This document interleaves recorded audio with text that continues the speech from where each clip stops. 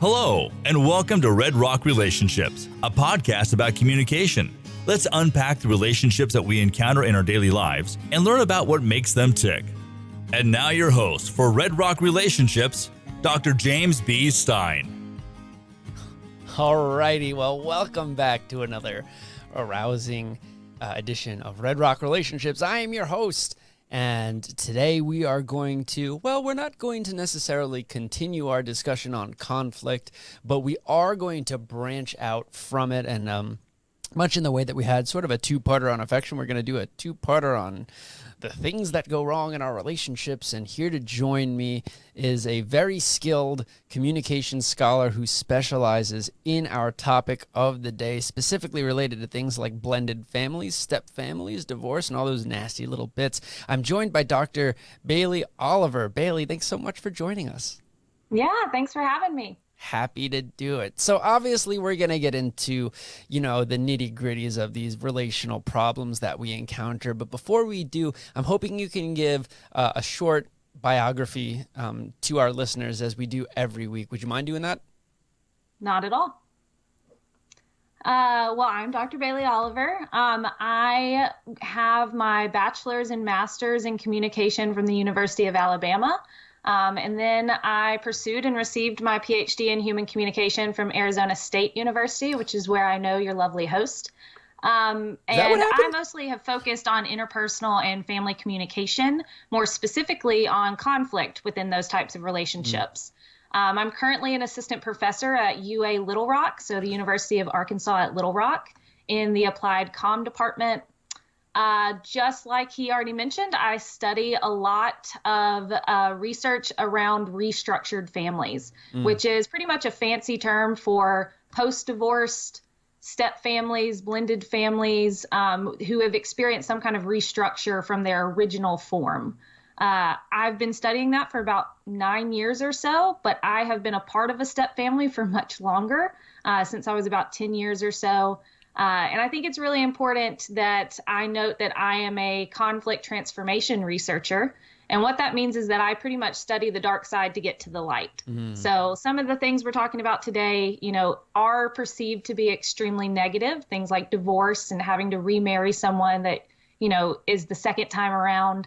But I really study what are the resilient aspects of that and how we can actually cultivate positive relationships in the wake of some of these challenges. So that's me. And that's the direct opposite of me. I study the negative from an uncertainty standpoint because it makes me smile. There you go. So thank you for that introduction. And in our last episode, when we talked with Rob Matheny, we spent a lot of time breaking down this notion of intractable conflict that is based within our very innermost values or our sense of identity and something like that. And we kind of left off on a point where we were like, sometimes when we have these terrible, terrible conflicts, the only thing that we can do is split the interaction, terminate the relationship. And in the context of family, which is, of course, where we've been taking things for the last couple of weeks, that does sometimes mean separation, divorce, annulment, etc., etc. But I'm a little bit more interested, not necessarily in the bad, but in the objective. So I'm hoping we can get a little bit of clarification from you. Post-divorce, post-separation, at some point, families do tend to come back together in one form or another, and the term that we use for this colloquially is the blended family. But this term gets thrown around a lot to refer to a variety of different types of relationships. Would you mind breaking down what some of the different types of blended families are that exist, other than the traditional, like divorced parents? Yeah, so the term blended, and depending on who you're talking to, some people are either really in favor of this term or they're staunchly against it. But the term blended family just means that you're bringing two different groups together and blending them into a new group or into a new structure. So blended families are the same thing as step families, same thing as restructured families, remarried families. In the literature and even in, pop culture discussions of step families, they're often referred to as blended families because two separate family units are coming together to blend themselves together. Brady Bunch. Brady Bunch, yes. And it's ironic that you bring that up because a lot of times when researchers have asked, what's the ideal family that you have seen in the media, they almost always say the Brady Bunch. And a lot of people forget that the Brady Bunch is a step family. And they were a step family before it was more populous to be a part of a step family. So really, when we say blended families, especially in research, we are referring to step families. So a step family is really any family that includes either a step sibling or a step parent. So you can be a step family without producing additional children together. You can be a complex step family, which means both exes remarry and start new families together. They might include additional members like half siblings, which are siblings that are half biologically related. So the term blended family is trying to really talk about or encompass all the different ways that you can be a part of a step family. It almost always is due to divorce, but of course we know step families like the Brady Bunch can also form after post-bereavement or the death of a spouse as well. Right. And okay, so we are really traditionally talking about step families, and I think that, if we really wanted to get into detail about it, there's a variety of other different types of families that are that technically do blend together in some way, shape, or form. But the most common, and correct me if I'm wrong here, I think the most common form of quote-unquote non-traditional family that people encounter under these circumstances is the step family. Yes. I'm right? And yes, absolutely. Step families account for over 40% of families in the U.S. now. So they're actually the most prevalent modern family form. Yeah, I came across that statistic in my research, and I was actually shocked by that 40%.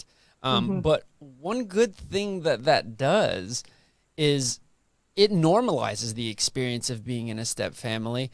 And if we look at the reflection that we see in media, we are definitely seeing that step families are becoming a little bit more mainstream. They're becoming a little bit more commonly discussed. So I would consider that to be a good thing and a bad thing simultaneously, because what it does is it creates an impression of what a step family should look like. And then if our family doesn't look like that, we understand that social comparison theory tells us that when we see our family going in a different direction than what we see on the television, we tend to more negatively evaluate it. So that's not great. I'm hoping you can help me work through some statistics. Now, I know statistics are not your thing. They are my thing. I don't mind statistics. I just much prefer the in-depth disclosure conversation. Okay, well, But I can work with them. I can work with you. So we're coming out of Utah here. I wanted to do some Utah-specific statistics. Okay. On previous episodes of the show, we found that Utah, independent of Hawaii and Nevada, which are the two destination wedding spots, Utah has the highest marriage rate in the country. And what's more, Utah is the state in which people tend to get married at the youngest. Now, given what we know about statistics, that would tell us that it probably is a state with one of the higher divorce rates. But amazingly, Utah is by far the state with the lowest divorce rate at just under 16%. The national average is 31%. Utah comes in at just under 16%. So what explanation do you think we can come up with for why that might be? So the first thing about statistics, whenever I encounter anyone talking about divorce, the first thing I point out, and I promise I'm going to answer your question, is that there's a lot of misconceptions about the divorce rate in general. So the common misconception that's been pervasive for 30, 40 years now has been that half of marriages end in divorce. Oh, yeah. So 50% divorce rate. That is actually a myth, or it's not the full picture of divorce. The divorce rate actually peaked in the 70s and 80s at about 41%, if we're looking at the U.S. specifically. Divorce rates have lowered over past decades. They have continued to fall. It's estimated that now the divorce rate is closer to 30%, 31%, again, depending on what state you're a part of, but that tends to be the overall percentage for the U.S. And there's been a lot of reasons for why this divorce rate has fallen. And some of the reasons kind of just make logical sense. For example, people are waiting later to get married, right? So the marriages that happen at the younger age, just like you mentioned, have the expectation that they are more likely to be terminated because they happen before people fully form their values, before they fully form, their belief systems. But other than just people getting married later, we do see that more recent generations, especially millennials like me and you, are waiting to get married after they meet these other life goals, like education or finding a particular job. Even things like birth control and the increase in cohabitating before you get married has lowered this statistic as well. Yeah. So if we're looking just at the statistics for Utah, and there is a higher marriage rate, right, and at a lower age. Yes. One reason that can be explained in part, not fully, but in part, is that a lot of these marriages might be related to a shared value system related to religion. So there has been a lot of research that has talked about if you're part of the same faith and that was important to bringing you together, then that is actually going to solidify you during conflict as well. So if you're both part of Christianity and you go through a difficult time in your relationship and you know that your relationship was based on Christianity, you can both seek that similar value of discussing Christ or discussing how the Bible can help teach you through this conflict. So my assumption, and I don't have the statistics to back it up other than what the statistics say about couples who marry within the same religion and for religious purposes, could be that they don't have to worry about having divergent values if they got married with the same religious connotations or expectations. And they might be more likely to persist during the difficult times because they have that shared value. Yeah, I couldn't agree with you more, and I actually almost wrote that same thing out word for word. And we don't have to dance around the elephant in the room. We know that in Utah there's a large LDS population, and they share those core values. And so if we think about what we discussed last week with intractable conflict, we may experience some intractable conflicts in our marriage about things like politics or I don't know, like the climate or big things that are connected to our identity. But what we find is that a large portion of marriages that occur in Utah occur between people who have similar religious beliefs, specifically LDS beliefs, and as such, that shared faith may be what's keeping them together. Now, I do have a caveat here. I gotta throw out a little caveat. The national average of divorce rate is actually down 19% in the last 10 years, which is wonderful, right? That's what we want to see. But there are 2 states that have actually seen an increase in divorce rates over the course of the last 10 years. One is New York, obviously. And then the other one is Utah, which has seen a almost 3%, a 2.7% increase in divorce rates. So, yes, Utah has the lowest divorce rate, but it's one of only 2 states in which the rate's actually going up, whereas the national average is going down. How can we explain that? That is a great question. Just like you mentioned, the whole idea of intractable conflict is usually because you disagree on some foundational part of your identity or of your coupled identity, who you think you are as a couple. And a lot of times those values are based off of our belief systems of what we believe to be true or not true. So it makes sense that people are getting married younger and staying together longer in Utah if they're really focused on this idea of, hey, I already know I have this shared value that's not going to cause conflict in my relationship later on. Yeah. Now, as for New York and Utah, the only thing I can think about would be the statistics that I kind of just talked about. The idea of divorce rate has been lowering over time due to people getting married later, finishing education, doing their career. So in part, some of the people before this trend, so later, they're called gray marriages. So gray divorces, people getting divorced later on in life, could be explained by people going back to school or going back to their career or focusing on things outside of that relationship, specifically if they got married young before they found that this was actually part of their value system that they wanted to explore later on. So I can't answer that definitively because I haven't done, hands-on research about it. But I can see in the research on gray divorce and gray step families and gray remarriage, a lot of times it is when people have become empty nesters and they're Yes. having to pretty Yes. much rebuild their relationship now that their kids are not there. So their identity has changed. Mm-hmm. We're not just parents, but we have to fall back in love with one another. So I could see an increase, and I don't know, what specific would be about New York or Utah in this, but where people want to reevaluate those values later on in life once they have to reevaluate their identity. Yeah, well, I'll tell you, with New York, it's probably just that everybody hates each other. You are too close to that topic Yeah, a little bit of bias there, but I love that you brought up empty nesters, and I wish we had the time to dive into it. But empty nesters are a situation in which older parents find that their children have all left the nest, and now they have to, like Dr. Oliver said, kind of get to know each other again and fall in love all over again. And unfortunately, sometimes that results in them realizing that they don't really like each other in any way other than the role of father or mother. Right. Let's move on. Or they find that their values have changed now that they no longer have that shared focus of the children. Especially with the advent of schools like DSU, who are providing education to non-traditional students at record rates. That's just a little bit of a plug there for DSU. I like that. Go Trailblazers. Let's move on. The census data that I recently accessed, and again, this is census data, so this is from 10 years ago, and we're getting new census data this year, but it shows that approximately 1,300 new step families are formed every day. That is a colossal number. So what this means is that when we have these step families, we need to do specific things to blend the family, hence the term blended family. So can we talk just for a couple of minutes here about the importance of blending a family and why it's so important to truly step into this step family?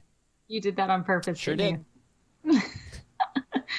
Yeah, absolutely. So that is what, my research is about. That's what a lot of the trends in restructured families have more recently, and when I say recently, I mean in the past 10 to 5 years have been doing. Unfortunately, a lot of the research on what blended families do or can do or what is happening to them is a lot of times focused on this deficient comparison approach, which is that they are studied for the dark side. They're studied for the challenges. They're studied for the harmful effects on children of remarriage and the harmful effects on parental identity due to remarriage. And that information is true, right? So after divorce, children oftentimes feel caught. They feel caught between quarreling parents. Sometimes they have to be the message runner. So if their parents won't talk to each other now that they're exes, they get sent to relay information. Kids are, caught between two different residences or different rituals. And for step families, they have this assumption that they're inherently negative for a lot of reasons. And some, similar to what you were talking about with media, we do have more expansive representation of step families, but there's still these pervasive master narratives of the evil stepmother or the evil stepsister, or that step families are, a big hairy thing that's difficult to manage. And that is true, but a lot of the conflict that step families experience are due to things that any family is experiencing. For example, a lot of the conflict or rivalry between step siblings is simply because there's more people living in the house. So more children vying for resources, more children vying for the attention of their parents. So that's not inherently due to being step, but due to increasing children within the household. For step parents and step siblings, one thing that is unique for their challenges as a family is that they have ambiguous roles. We don't know, should I be disciplining the child if I'm the stepfather? Should I be showing affection if I'm the stepmom? Can I, run and tell my step sibling something that is a secret of mine? So for every other type of family, primarily intact heterosexual first marriage families, we kind of have these expectations of what those roles look like. The mother is the carer. The father figure is likely the disciplinarian. You can look up and talk to your older siblings.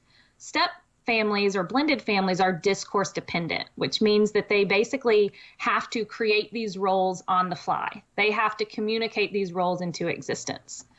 So there's a lot of research that talks about what they should do instead. And if you want to go ahead and move there, I can talk about, do you want to talk about what step parents want to do or half siblings or siblings or? Well, we can talk a little bit about, I kind of wanted to spend, we've got about 5 minutes left. So I did definitely want to spend some time I can hit discussing. the high points. Yeah, yeah. Hit me with the high points, and then we're going to finish off by talking, maybe giving some advice to people who are in the middle of blending their family and some Yeah. specific things that they can do to help ease that Yeah. process. And some of this is probably advice as well. So, for step parents, I've been on a current research team that's really looked at how to cultivate that role that is discourse dependent. And a lot of times, stepchildren want a friend and a parent at the same time. But for step parents, it's important for them to build that friendship first. So when you're Interesting. blending a family, it's really important as a new member in a new role to a family that you are becoming their confidant, becoming their friend first. But they do eventually want you to become a parent. They do want you to communicate protection and to protect them when needed. This sounds like a simple thing to do, but spending quality time together as a family, creating new rituals that still adhere to what your old rituals were, but have new additions that include these new family members are important as well. The whole family is really what needs to be focusing on blending the family. So it's not just a step parent's job. It's not just the non-residential parent's job or the child's job, but the whole family needs to really think about whole system resilience. Yeah. So positive parental intervention, having a step or a biological parent positively intervene and encourage step siblings to communicate or half siblings to communicate. Having biological parents legitimize the role of a step parent in discipline or in some other area. Having a good relationship with the other biological parent that doesn't live within the household is important. You don't have to be best friends with your ex, but you should be able to show your child that you can cooperate with them and that you can spend time with them at shared family events together. And then if we're talking about half siblings specifically, which are oftentimes a part of a blended family, it's important to not use the word half. So I've done research specifically on half siblings where being called a half sibling communicates that they're not a full member of the family. Right, they're a half member. Yeah, so they're only half a member. So it's important when you're talking to them or talking to others that you don't use that term half, and that when they're age appropriate, if you're the older sibling, the older half sibling, you tell them the backstory of how your blended family came to be. Kids don't like uncertainty. You're the uncertainty guy that studies that. So children don't like that as well. When they're age appropriate, they do want to know how their family came to be. Yeah, that's great. And I think it's really important that you mentioned that this is not a dyadic process. And what I mean by that is that it's not only up to the parents. It is up to, if we're talking about the traditional step family, it's up to all four parents. Yeah, Exactly. it's up to all four parents and also the children. I was reading a really interesting study by a name that I'm about to absolutely pronounce terribly. I think it's Ganong and colleagues from 2019. Yeah. Nailed it. And Ganong and their research team essentially found that, yes, obviously marital quality contributes to the functioning of a step family, but so too does step-parent, step-child relationship and also step-sibling relationship, if applicable. So this reminds me, in the last minute here, this reminds me of one of the very first courses I took during my master's program was a family communication course. And I read a reading, and I think it was called something like That Dear Old Octopus, which doesn't sound like it makes a lot of sense, but the analogy that they use is that when we think about the family, we're thinking about an octopus. An octopus has a series of tentacles, and those tentacles are individuals, and one tentacle can enact with another one, or two or three at the same time, and that they're all also connected to this larger entity that obviously represents the family. And when you're talking about a step family, you are adding extra tentacles, and that means that you need to pay specific attention to those tentacles as well as the original tentacles and how they all intermingle with each other. So it's a very long, complicated process, and we don't have time because we're out of time, but we don't have time for you to talk about your experience in your step family. But it's the most successful step family I've ever seen. I think it wouldn't be an overreach to say that you literally have four parents, would it? Absolutely. And they all serve a unique role. But I will say that the relationships didn't start out that way. So it takes a lot of hard work and it takes a lot of communication excellence in order to reach that positive family we have now. I agree, and it's great to see them all hang out with each other like friends. Oh, yeah. But we are out of time. Thank you so much, Bailey, for being our guest. Next time, we're going to talk a little bit more about dark side stuff. We're going to get to jealousy, but in the meantime, I hope you enjoyed this episode, and we'll see you next time to talk about jealousy. You've been listening to Red Rock Relationships, a podcast about communication. Thank you so much for giving us some of your time. If you'd like to be on the show or have questions for us, please send us an email to redrockrelationships@gmail.com. You can also find us on Facebook, Instagram, Twitter, Spotify, or wherever you listen to your podcasts. Just search Red Rock Relationships. Thank you again. And remember, it all begins with good communication.